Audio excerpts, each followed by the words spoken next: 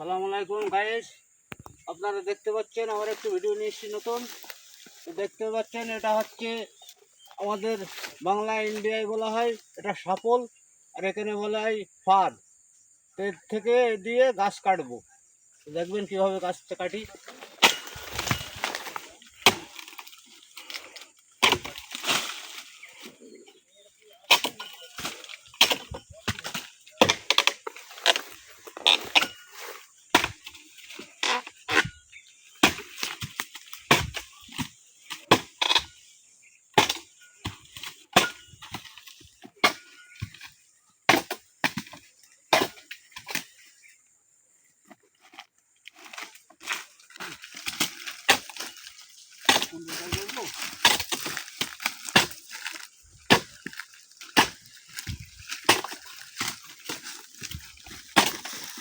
थोड़ा और मार दे बगल में।